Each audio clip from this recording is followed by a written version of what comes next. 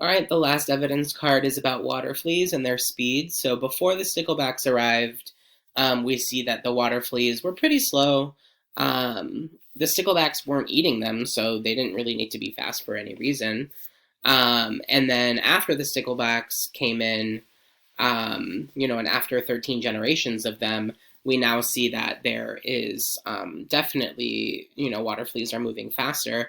I also think this is interesting because this histogram or these histograms here actually give us evidence of a mutation because there are the most fours over here, but there is actually none in the beginning. This tells us that there had to have been a mutation because the water fleas can't choose to have a level 4 speed.